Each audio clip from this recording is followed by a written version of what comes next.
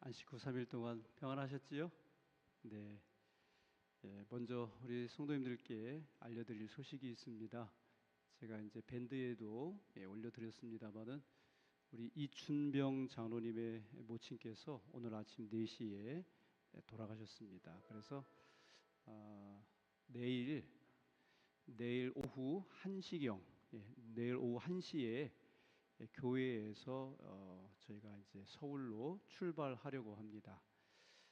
그리고 장지는 아시는 것처럼 우리 장로님 기거하시는 그 동네 그 뒷산이라고 그래요. 그래서 이제 어머님을 이제 거기 이제 모시게 되는데 저희가 가서 입관 예배하고 이제 하관할 때 저희가 또 함께 참여하여 이렇게 장례 봉사를 함께 치르도록 하겠습니다.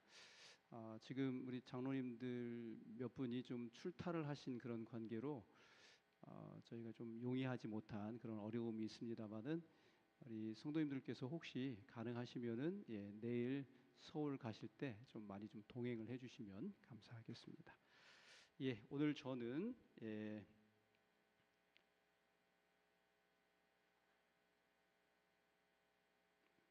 사무엘 대 엘리의 아들들, 사무엘 대 엘리의 아들들이라고 하는 제목으로 사무엘상 2장을 저희가 함께 공부해 보도록 하겠습니다. 먼저 하나님의 말씀 읽는데요. 제가 먼저 읽겠습니다. 파란 글씨로 우리 성도님들께서 읽어주시면 감사하겠습니다. 엘가나는 라마의 자기 집으로 돌아가고 그 아이는 제사장 엘리 앞에서 여호와를 섬기니라.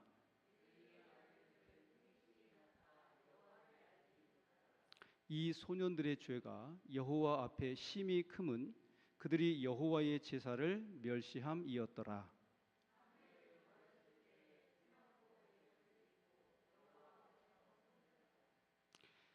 하나님의 사람이 엘리에게 와서 그에게 이르되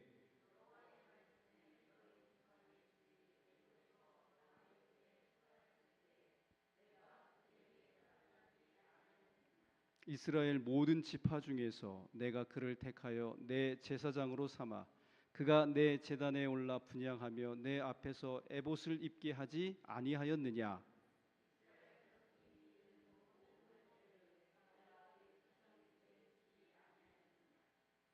너희는 어찌하여 내가 내 처소에서 명령한 내 제물과 예물을 밟으며 네 아들들을 나보다 더 중히 여겨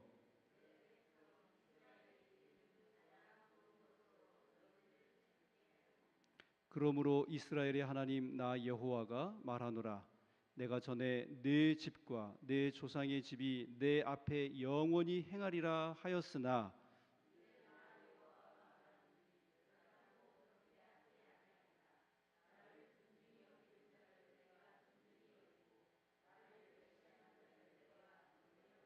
아멘. 사무엘상을 이렇게 펼쳐놓고 큰 내용대로 이렇게 분류를 해보면 1절부터 10절까지는 한나의 찬양 기도가 나옵니다. 그리고 11절로 26절에 보면은 사무엘 대 엘리의 이 두 아들이 어떤 사람인지 이렇게 대조가 되는 이야기가 나오고요.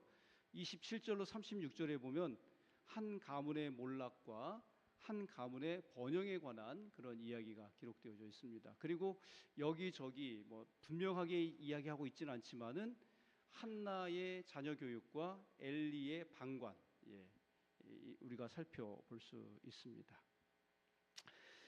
특별히 그 한나의 찬양 기도도 저희가 사실은 이 한나의 기도만 놓고도 따로 시간을 내서 말씀을 연구할 수 있는 굉장히 그러한 큰 주제가 거기 포함되어 있는데요.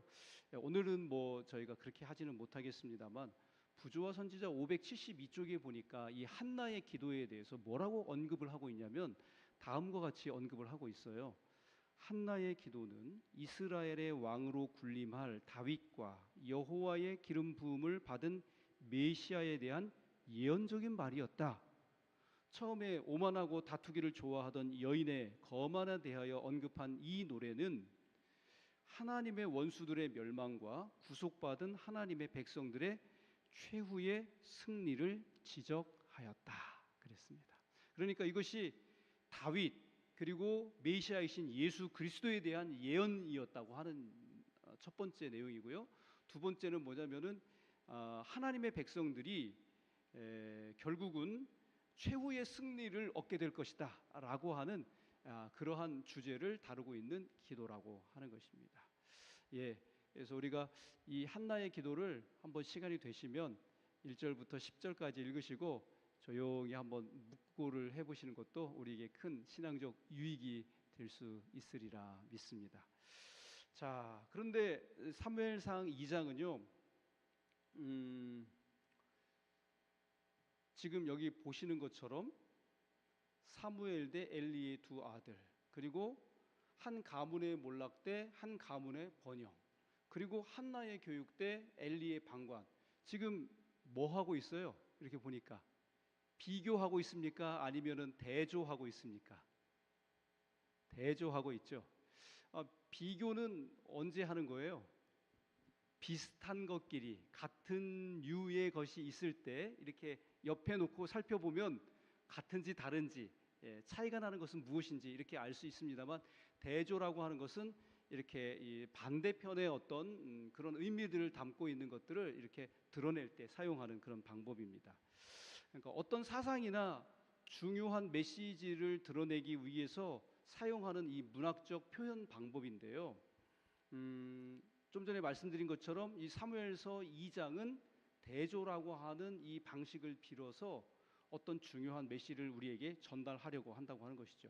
그러면 사무엘서 2장이 우리에게 말하고자 하는 바, 중요한 메시지는 무엇일까요? 이 대조라고 하는 걸 통해서 우리에게 뭘 말해 주려고 하는 것 같습니까?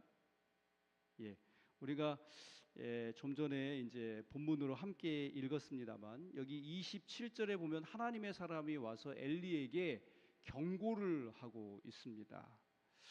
그리고면서 29절과 30절에서 이제 언급하는데, 거기 이제 빨간 글씨부터 우리 다시 한번 다 같이 읽겠습니다. 시작. 이제 나 여호와가 말하노니 결단코 그렇게 하지 아니하리라. 나를 존중히 여기는 자를 내가 존중히 여기고 나를 멸시하는 자를 내가 경멸하리라. 나를 존중하는 자를, 하나님께서 하시는 말씀이에요. 하나님을 존중하는 자를 하나님께서 존중히 여길 것이고, 하나님을 경멸하는 자를 하나님께서도 뭐 하시겠다고요? 경멸하시겠다 하시는 것입니다. 여러분, 오늘 사무엘서 2장을 통해서 우리에게 전달하시려고 하는 메시지가 바로 이것이라고 하는 것입니다. 오늘 우리가 하나님을 매사에 높이고 참으로 존중할 때 하나님께서도 우리를 높이시고 우리를 존중히 여길 것이라는 사실을 여러분, 우리 잊지 말고 꼭 기억하십시다. 그래서 우리의 삶에 하나님과 하나님의 뜻을 높이 받들고 정말 존중히 여기는 그러한 삶의 자세들이 늘 이어질 수 있기를 간절히 바랍니다. 그런데 말입니다, 여기 지금 엘리에게 와서 경고의 말을 하고 있는 이 사람은 누구며, 그 사람은 하나님께 받은 그 메시지를 엘리에게 전달하기가 쉬웠을까요? 어려웠을까요? 어땠을까요? 여러분, 이 지금 옛날에 내가 너희들을 애굽 땅에서 불러내어서 광야로 인도하고 또다시 이 가나안으로 인도를 했는데, 그러는 동안에 이 레위 지파 제사장 족속을 선택해서 하나님을 섬기는 특별한 이 특권을 그들에게 위탁하셨습니다. 그런데 이제는 그것을 그대로 하시지 않으시겠다고 하는 말씀을 지금 하시는 것입니다. 그러면서 엘리의 죄악을 낱낱이 지적을 하셨습니다. 여러분, 이런 얘기를 이렇게 대면에서, 면전에서 그 사람 앞에 하는 이 일이 쉬워요, 어려워요? 결코 쉽지 않다고 하는 것이죠. 근데 그 엘리에게 와서 이런 말을 한 사람이 누군가? 여기 27절에 보니까 뭐라고 표현하고 있어요? 하나님의 사람이라고 이야기하고 있습니다. 엘리는 대제사장이었고 그 당시에 나라를 다스리는 사사였습니다. 이런 직분과 위치에 있는 엘리에게 직언한다고 하는 것은요, 어떤 면에 있어서 자기 목숨을 내놓고 해야 할 필요가 있는 사람이라고 하는 것입니다. 그래서 성경에 보면 하나님의 사람은요, 하나님께로부터 받은 메시지를 전달할 때 정말 목숨을 내놓고 그렇게 했다고 하는 것입니다. 그 열왕기상 13장에 보면은 이 베델에 유다에서 살고 있는 어떤 한 사람이 있었는데, 그 사람을 가리켜서 하나님의 사람이라고 이야기하고 있습니다. 근데 이름이 없어요. 이름은 없는데 하나님의 사람이라고 그렇게 지금 불려지고 있습니다. 근데 그 사람이 유다에 살고 있으면서도 북방 이스라엘의 왕이었던, 솔로몬을 대적하고서 왕이 되었던 여로보암에게 가서 하나님의 경고를 바라라고 하는 그런 명령을 받게 됩니다. 여러분, 이게 무슨 말이냐면, 쉽게 말하면은 오늘 남한에 살고 있는데 하나님께서 어떤 사람에게 명령하셔서 북한에 가가지고 김정은에게 너 그렇게 살면 안 된다, 그렇게 얘기하라는 거예요. 그거하고 똑같은 말이에요. 여러분, 그렇게 하실 수 있겠어요? 전도사님, 오늘 밤에 하나님께서 계시로 우리 전도사님에게 그런 명령을 내셨으면 내일 북한 가겠습니까? 출동할 겁니까? 네, 우리 전도사님 참 훌륭합니다. 저는 못 갈 것 같아요. 저는 안 갈래요. 예. 근데 제가 이 부분을 가만히 생각을 해보면서 저 자신에게 한번, 그리고 우리 서천교회 우리 성도님들에게 이렇게 적용해서 이 말씀을 한번 생각을 해보게 됐어요.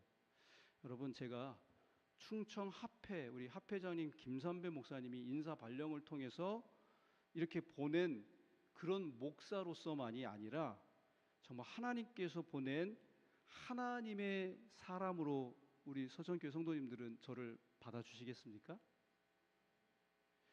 제가 만약 그런 하나님께로부터 정말 단지 인간적인 어떤 인사 명령을 통해서 이 서천교회에 온 사람이 아니라 하나님께서 보내신 하나님의 사람의 일을 하기 위해서 여기 온 사람이라고 저를 여기신다면, 제가 우리 성도님들에게 어떻게 메시지를 전달하고 하나님의 기별을 선포해야 할까요?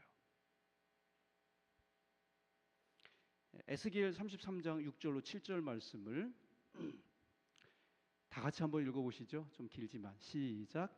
그러나 칼이 임함을 파수꾼이 보고도 나팔을 불지 아니하여 백성에게 경고하지 아니하므로 그 중에 한 사람이 그 임하는 칼에 제거당하면 그는 자기 죄악으로 말미암아 제거되려니와 그 죄는 내가 파수꾼의 손에서 찾으리라.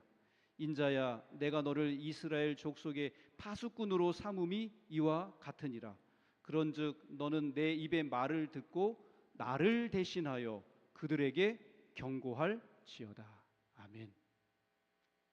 그러므로 때로는 제가 이 설교단에서, 물론 개인적으로도 우리 성도님들과 만나서 이야기할 때도 있겠지만은, 제가 하나님의 말씀을 이 단을 통해서 선포할 때에 정말 어떤 사람의 눈치를 보지 않고 하나님을 대신해서 바르게 기별을 증거하고 선포할 수 있도록 우리 성도님들께서 저를 위해서 꼭 기도해 주시기를 간절히 부탁드립니다. 네, 그래야지 우리에게 뭐가 있어요? 소망이 있고 구원의 참된 희망을 가질 수 있다고 하는 것입니다. 자, 그런데요, 사무엘서 2장에 보면은 지금 이렇게 대조해서 뭔가 지금 우리에게 중요한 메시지를 이렇게 전달하려고 하셨는데, 결국 이 일을 통해서는 우리들로 하여금 어떻게 하라는 것입니까? 아까 말씀드렸지만 하나님을 존중하라는 것이죠, 그죠? 근데 하나님을 존중하는 그 일을 뭐 하라는 거예요? 선택하라는 거예요. 이 대조를 통해서 이 둘 중에 당신들은 어떤 편을 선택하시겠습니까? 라고 우리에게 이렇게 통첩을 하는 것이 바로 이 사무엘서 2장이라고 하는 것이죠. 예, 그래서 오늘 우리 모두가 다 이 오늘 사무엘서 2장의 말씀을 통해서 하나님께서 원하시는 삶, 하나님께서 원하시는 인격, 그런 하나님 편을 선택하실 수 있는 하나님의 참된 자녀들 다 되시기를 간절히 바랍니다. 특별히 우리가 지난 시간에도 그 사무엘서 1장을 통해서 엘가나와 한나와 분인나 이런 사람들이 이 세상을 살아가면서 사실은 대쟁투의 현장, 선과 악의 이 싸움에서 선을 택할 것인지 악을 택할 것인지 그런 기로에서 정말 엄청난 그러한 그 어려움들을 겪었다 하는 그런 이야기를 나누었습니다마는 오늘 우리도 이러한 선악의 대쟁투의 현장에서 정말 하나님을 선택할 수 있는 그러한 주님의 귀한 자녀들 다 되실 수 있기를 간절히 바랍니다. 자, 그래서 오늘 먼저 저희가 사무엘과 엘리의 두 아들들을 한번 좀 살펴보려고 하는데요. 여기 먼저 사무엘을 좀 살펴보겠습니다. 여기 11절에 보니까 뭐라고 되어 있냐면 그 아이는 제사장 엘리 앞에서 여호와를 섬기니라 이렇게 기록되어 있어요. 그리고 18절에 보니까 사무엘은 어렸을 때에 무엇을 입고요? 세마포 옷을 입고 여호와 앞에서 섬겼다 이렇게 기록하고 있습니다. 그리고 21절에 보니까 아이 사무엘은 여호와 앞에서 어떻게 했다고요? 자라니라. 지금 여기 계속해서 반복되는 말이 있죠. 그게 어떤 말이에요? 여호와 앞에서 또 혹은 엘리 앞에서라고 하는 그런 표현입니다. 우리가 누구 앞에서 있다고 하는 것은 굉장히 중요한 의미가 있다는 생각이 듭니다. 여러분, 내일 우리가 대통령 앞에 선다. 그럼 어떻게 하시겠어요? 네, 우리 허순복 집사님, 내일 우리가 대통령 앞에 서야 한다. 그러면 제일 먼저 우리가 뭘 어떻게 할까요? 집사님 미용실 먼저 안 가실까요? 헤어 이렇게 하고 그다음에 의상실에 가가지고 어떻게 해야 돼요? 멋진 옷 이렇게 해야 되죠. 그러니까 누구 앞에 선다고 하는 것은 우리로 하여금 우리의 태도와 마음가짐을 새롭게 하게 만든다고 하는 것이죠. 그래서 이 어린 아이 사무엘이 엘리 제사장 앞에 있다고 하는 사실, 그것은 그로 하여금 항상 자기 자신을 몸과 마음가짐을 새롭게 하도록 했다고 하는 것입니다. 더 나아가서는 그가 누구를 생각하고 있었다는 거예요? 여호와 하나님을 생각하고 있었다고 하는 것입니다. 여러분, 요즘에 코람떼오라고 하는 그런 말이 이제 자주 이렇게 설교 시간에도 이렇게 언급이 되는 것을 많이 보게 되는데, 코람떼오라는 말이 무슨 뜻이에요? 그게 바로 여호와 앞에서라고 하는 뜻이에요. 그러니까 그 얘기는 하나님을 늘 앞에 모시고 내가 생각하고 말하고 행동한다는 것이죠. 여러분, 중요해요, 안 중요해요? 이 코람떼오라는 말, 여호와 앞에 있다고 하는 것은 늘 여호와 하나님을 의식하고 그렇게 살았다고 하는 그러한 사실인 것입니다. 그러면 여호와 하나님을 의식하고 사는 사람의 삶은 결국 어떻게 될 것인가? 여기 26절 말씀 다 같이 한번 읽어볼까요? 시작. 아이 사무엘이 점점 자라매 여호와와 사람들에게 은총을 더욱 받더라. 아멘입니까? 예, 그렇습니다. 오늘 우리가 여호와 하나님을 의식하고 하나님 앞에서 살아간다고 하는 그 사실이 바로 여호와 하나님을 뭐 하는 일인 거예요? 존중히 여기는 것입니다. 그래서 아이 사무엘이 점점 자라날 때 사람들과 하나님 앞에 은총을 더욱 받았다, 사랑을 받았다는 거예요. 존경을 받았다고 하는 것입니다. 그런데 여기 특별히 그 사무엘이 어렸을 때 세마포 옷을 입었다고 그렇게 되어 있는데요. 여러분, 세마포 옷을 입었다고 하는 것은 어떤 의미냐면 제사장 직무를 행했다고 하는 그런 뜻입니다. 근데 레위인의 규례로 볼 때 레위인들이 언제부터 그 제사장 직무 봉사를 할 수 있었지요? 몇 살 때부터? 25세. 그러니까 25세 이전에는 성전 봉사가 금지되어 있었습니다. 근데 사무엘은 어떻다는 거예요? 예외였다는 거예요. 여러분, 그럼 뭐 사무엘이 뛰어난 사람이었기 때문에 사무엘은 어렸을 때부터 제사장 직무를 행한 것일까요? 여기 우리 부조화 선지자 573쪽에 있는 말씀 다 같이 읽겠습니다. 시작. 이 일들이 처음에는 매우 보잘것없는 일이었고 언제나 즐겁게 수행할 수 있는 일이 아니었으나 그는 최선을 다하여 즐거운 마음으로 그 일을 수행했다. 아주 보잘것없고 사소한 작은 일이었다는 거예요. 어린 사무엘이 사실은 하기에 버거울 수도 있었다고 하는 것입니다. 그러나 그는 최선을 다했고 즐거운 마음으로 그 일을 도와서 엘리의 이 제사장 직무를 수행했다고 하는 것이죠. 그래서 여러분, 우리가 정말 작은 일이지만은 우리에게 맡겨진 작은 의무들, 모든 의무를 우리 예수님께 하는 것처럼 하면은 아무리 사소한 천한 일이라 할지라도 여기 보니까 뭘 준다고요? 매력을 준다고요. 자기 일에 근실한 사람을 보았느냐? 그런 사람은 천한자 앞에 서지 아니하고 누구 앞에 설 거라고요? 왕 앞에 서게 될 것이라, 그렇게 이야기하고 있습니다. 누가 이렇게 살았습니까? 요셉이 그렇지 않았을까요? 요셉이 말이에요, 보디발의 집에서, 그리고 감옥에서도 정말 별것 아닌 수발드는 자그마한 일이었지만은 최선을 다해서 했어요. 그래서 요셉은요, 어디 가서나 너무나도 매력적으로 보였다고 하는 것입니다. 우리 서천교회 모든 성도님들께서도 교회 안에서 주어지는 사소한 작은 일이라 할지라도 정말 주님께 하듯 최선을 다하시고 성심을 다하여 하실 때, 그래서 매력 있는 사람이 되시고 하나님께로부터도 존경을 얻는, 귀중히 여김을 받는 그런 귀한 하나님의 자녀들 다 되실 수 있기를 간절히 바랍니다. 그런데 반면에 이 엘리의 두 아들들은 어떻게 하고 있습니까? 여기 12절에 보니까 엘리의 아들들은 불량자라 여호와를 알지 아니하더라, 이렇게 기록하고 있습니다. 이 불량자라고 하는 말을 다른 성경에서는 KJV, 킹 제임스 버전에서는 벨리알의 아들들이다, 이렇게 이야기했어요. 벨리알의 아들. 근데 여기 여호와를 알지 않는다고 하는 말을 우리가 잘 알지 않습니까? 안다고 하는 것은 성경에서 단순히 그냥 이름 알고 얼굴 아는 것으로 그치지 않습니다. 심지어는 이 말이 어떤 말과도 같은 말이라고요? 부부가 동침하다라고 할 때 사용되는 말이 알다라고 하는 말이라고 그럽니다. 근데 여호와를 알지 아니하더라고 하는 이 말은 의도적으로 하나님을 멀리했다고 하는 그런 의미가 되겠습니다. 아버지가 제사장이면 아들도 제사장이었던 그런 당시에 아버지의 제사장 직무와 아버지가 섬기는 하나님을 알기 위하여 그들도 노력하고 살펴보았어야 하지만 이들에게 주어진 이 귀한 특권은 정말 값없이 없는, 그런 가치 없는 일에 불과했다고 하는 것이죠.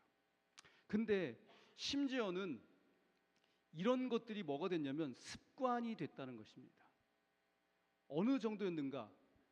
여호와 하나님 앞에 드리는 제사의 그 제물들을 하나님 앞에 바치기 전이라도 자기들이 세 살 고리를 가져다가 그것을 끄집어내 가지고 어떻게 했다는 거예요? 자기들이 불고기 해 먹었다는 거죠. 날 것을 원한다고 그랬잖아요, 그죠? 이런 것들이 습관이 됐다는 거예요. 그리고 특별히 여기 여호와의 제사를 17절에 보니까 멸시했다고 그랬는데, 여러분, 여호와의 제사는 어떤 의미가 있습니까?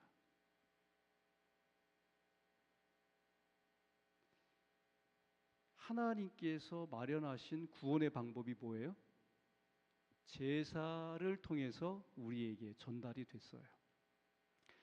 하나님이 우리를 어떻게 구원하실 것인지, 죄인을 구원하는 방법이, 그것이 바로 제사였다고 하는 것이죠. 저는 이거를 가만히 묵상을 해보니까 이런 생각이 들어요. 낭떠러지에서 떨어진 사람에게 그를 살리기 위해서 위에서 뭐를 내려줬어요? 밧줄을 내려준 거거든요. 그런데 이 밧줄을 잡는 것은 생명줄을 잡는 것이잖아요. 그런데 지금 쉽게 말하면 이 제사 제도라고 하는 것은 우리에게 주신 밧줄과도 같은, 생명줄과도 같은 것입니다. 그런데 이것을 멸시하고 무시했다, 이것을 쳐버렸다, 이것을 제껴버렸다. 이건 어떤 의미예요? 나 스스로 어디로 떨어지겠다고 하는 낭떠러지로 떨어지겠다고, 나락으로 떨어지겠다고 하는 그러한 선택이라고 하는 것이죠. 여기 22절에 보니까 심지어는 회막에서 수종드는 여인들과도 이렇게 동침을 하고요. 25절에 보니까 이는 여호와께서 그들을 죽이기로 뜻하셨음이었더라고 그렇게 기록을 하고 있습니다. 자, 근데 여기 지금 사무엘과 엘리의 이 두 아이들, 이 무엇이 이런 차이를 낸 것입니까? 굉장히 중요한 문제죠, 그죠? 무엇이 이런 차이를 낸 것일까요? 사실 오늘 설교를 하는 저 자신도 이 부분에 있어서 하나님 앞에 온전할 수가 없고 또 저 자신의 부족함과 허물을 정말 말할 수 없이 그렇게 느끼고 있다고 하는 것입니다. 그런데 여기 지금 한나의 자녀 교육 방법과 엘리의 자녀 교육 방법은 분명히 차이가 있다고 하는 것입니다. 한나는 우리가 이제 여기 1절 2장 1절에 보면은 이제 한나가 이제 기도를 하는데요. 뭐라고 기도하냐면 이렇게 기도합니다. 내 마음이 여호와로 말미암아 즐거워하며 내 뿔이 여호와로 말미암아 높아졌으며 내 입이 내 원수들을 향하여 크게 열렸으니 이는 내가 주의 구원으로 말미암아 기뻐함이니이다. 그러니까 이 한나는 어떤 경험이 있다는 거예요? 여호와의 구원을 맛본 경험이 있다는 것입니다. 하나님께서 자기를 구원하신 그 구원의 참된 기쁨과 경험을 가졌었다고 하는 이야기를 지금 하고 있는 것입니다. 그래서 한나는 다 알았어요. 아하, 인간사 모든 것이 자기 뜻대로 되는 것이 아니라 누구의 손에 달려있다? 하나님의 손에 달려있다 라고 하는 사실을 그는 분명히 알았던 것입니다. 그래서 그는 그의 사랑하는 아들 이 사무엘마저 어떻게 할 수 있었어요? 우리 지난 시간에도 이야기했지만 엄마의 본능으로, 본성으로는 사실 그 핏덩이 같은 자식을 이렇게 젖을 뗐다고 해가지고 엘리에게 이렇게 죽어온다? 있을 수 있어요? 없어요? 없다고 하는 것이죠. 그래서 이 한나는 정말 하나님 앞에 간절히 기도했다고 그럽니다. 매일 그 아들을 위해서 기도했어요. 그리고 여기 19절에 보면은 이제 매년 이제 이렇게 올라갈 때마다 제사 드리러 실로에 갈 때마다 작은 겉옷을 하나 만들어 가가지고 그에게 주었다고 하는 거예요. 그래서 이 사무엘이 비록 어렸지만 엄마가 매년마다 한 번씩 올 때마다 자기를 위해서 옷을 만들어 온 그 옷을 입을 때마다 무슨 생각을 했을까요? 아, 엄마가 비록 나를 이렇게 떨어뜨려 놨지만 엄마가 나를 뭐 한다? 사랑하시는구나. 예. 그래 화이트 부인께서 그렇게 이제 그 부조와 선지자에 보니까 이 옷에 대해서 자기의 사랑을 생각나게 하는 그 옷이다라고 그렇게 표현을 하셨더라고요. 그리고 이 한나의 기도의 내용은요, 여기 보니까 이렇게 말씀해 주시고 계십니다. 한나는 자기의 아들이 세속적으로 위대하게 되기를 구하지 아니하고 그가 하늘이 귀중히 여기는 위대함, 즉 하나님을 영화롭게 하고 그 이웃에게 축복이 될 수 있도록 열렬히 탄원하였다. 아, 저 정말 이 기도의 그 한나의 기도의 내용을 보면서 많이 찔렸어요. 어떻게 기도했을까요? 저도 우리 자녀들이 좋은 대학 가게 해달라고, 그죠? 이렇게 기도했는데 그게 뭐 나쁘다고 하는 얘기가 아니라 이 한나의 기도의 이 근본 바탕에는 뭐가 있었어요? 하늘이 귀중히 여기는 위대함. 그것이 바로 무엇인가? 하나님을 영화롭게 하고 그 이웃에게 축복이 될 수 있도록 열렬히 탄원하였다. 정말 우리의 기도도 이와 같이 될 수 있기를 간절히 바랍니다. 어떤 이기적인 어떤 그런 그 측면에서 바란 어떤 그런 내용이 아니라 정말 하나님께서 원하시고 바라시는 그 기도를, 그거를 우리가 할 수 있었으면 참 좋겠다, 그런 생각이 듭니다.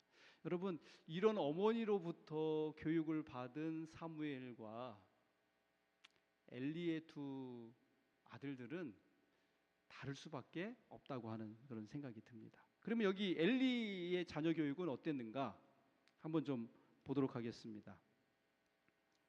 이 엘리의 결정적인 실수가 여기 29절에 나와 있거든요. 여기 지금 29절에 보니까 너희는 어찌하여 내가 내 처소에서 명령한 내 제물과 예물을 밟으며 내 아들들을 나보다 더 중히 여겨 내 백성 이스라엘이 드리는 가장 좋은 것으로 너희들을 살찌게 하느냐. 그러니까 엘리의 결정적 실수가 뭐예요? 하나님보다 누구를 더 사랑했다는 거예요? 자식을 더 사랑했다고 하는 것이죠. 그러니까 엘리는요, 자녀들에게 무관심하지 않았어요. 그가 무관심했던 것은 자녀들이 아니라 자녀들에 대한 교육이었다고 하는 것입니다. 엘리는 아이들을 너무 귀여워하는 아버지였다고 이 부조화선지 574쪽에 그렇게 말씀을 하고 있습니다.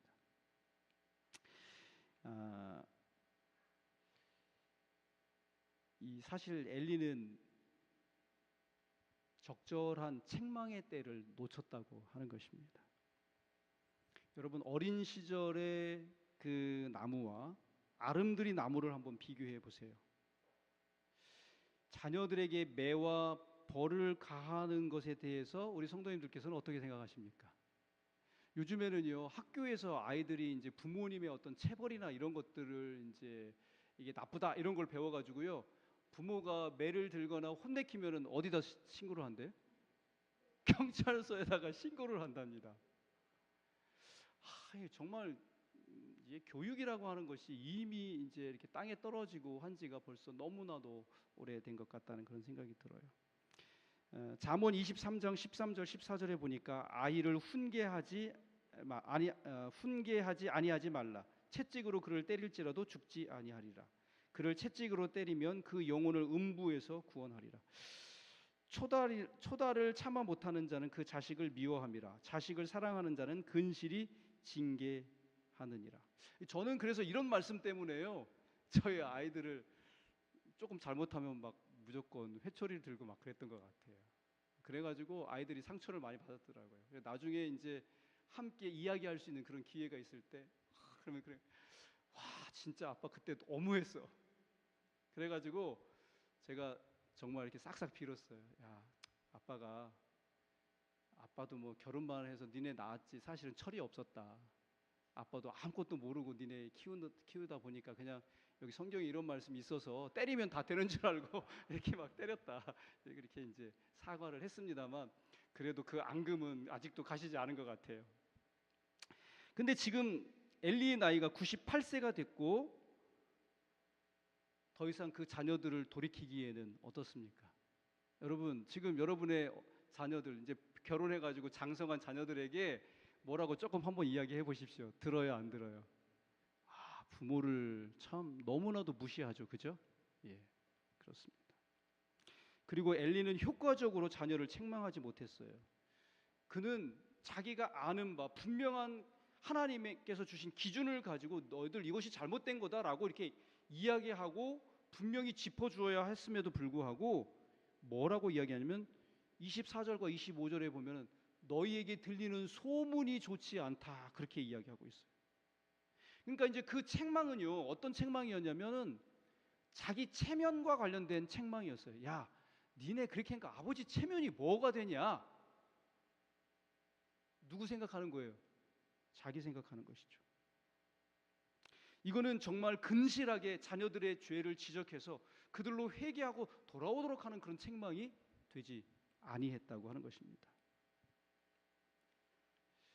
그리고 이제 엘리는 미온적인 태도로 책망했다고 하는 것이죠. 아론의 아들 나답과 아비후의 경우에도 그러한데요.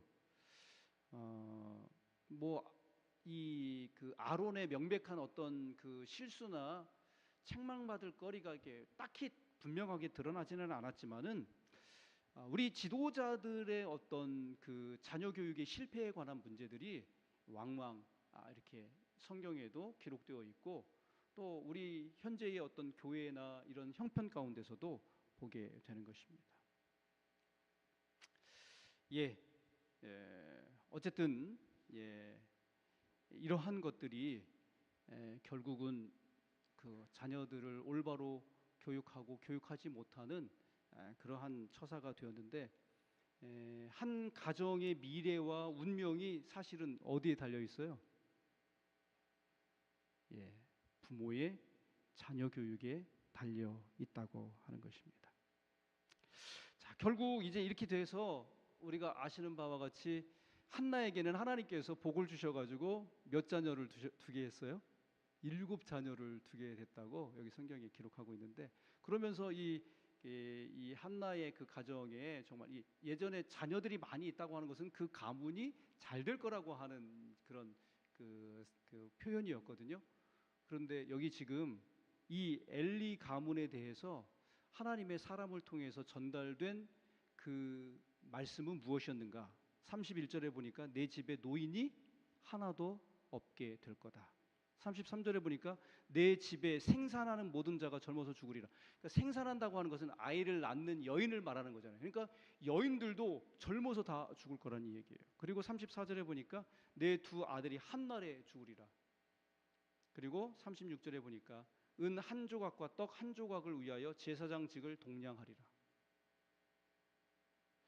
그러니까 이제 먹고 살기 위해서 나도 좀 제사장 직분 좀 할 수 있게 해주십시오 하고 어떻게 했다는 거예요?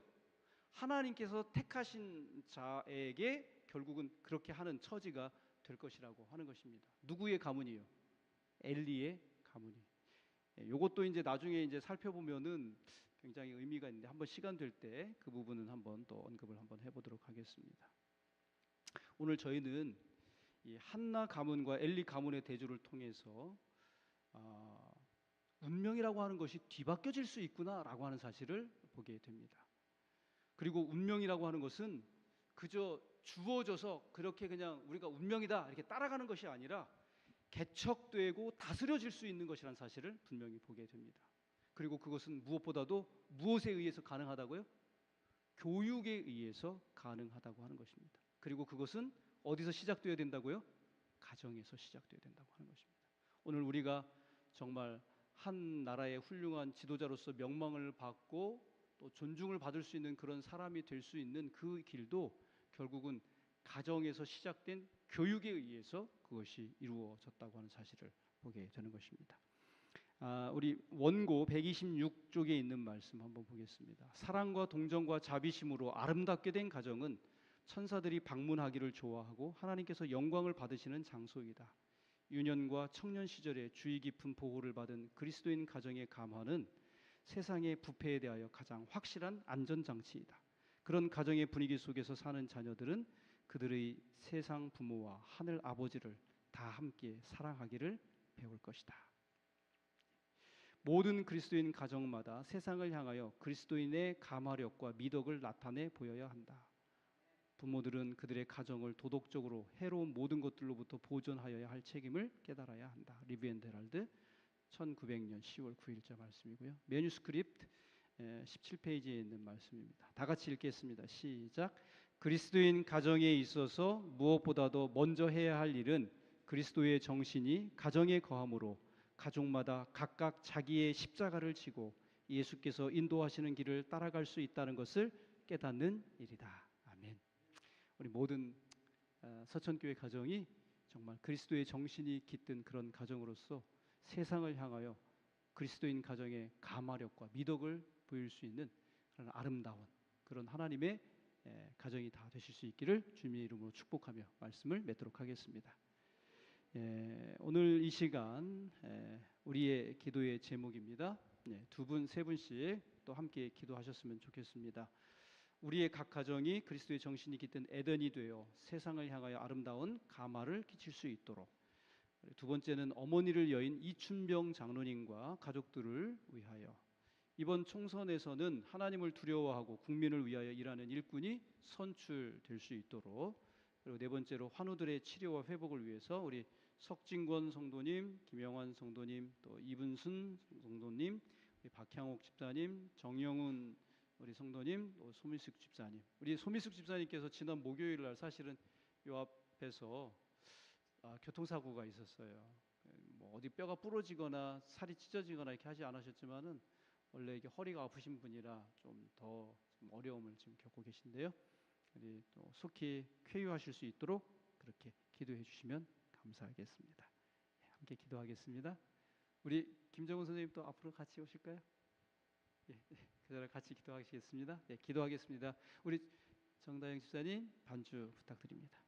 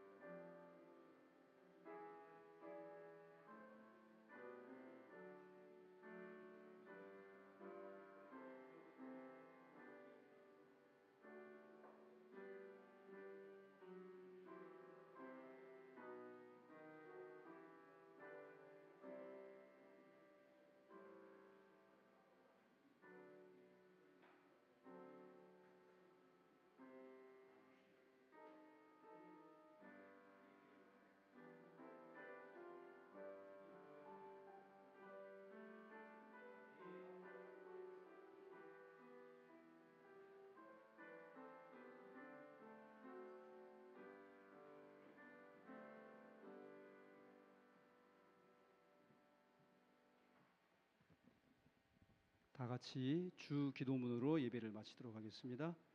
하늘에 계신 우리 아버지시여, 이름이 거룩히 여김을 받으시오며 나라의 임하옵시며 뜻이 하늘에서 이루어진 것 같이 땅에서도 이루어지이다. 오늘날 우리에게 일용할 양식을 주옵시고 우리가 우리에게 죄 지은 자를 사하여 준 것 같이 우리의 죄를 사하여 주옵시고 우리를 시험에 들지 말게 하옵시며 다만 악에서 구하옵소서. 나라와 권세와 영광이 아버지께 영원히 있사옵나이다. 아멘.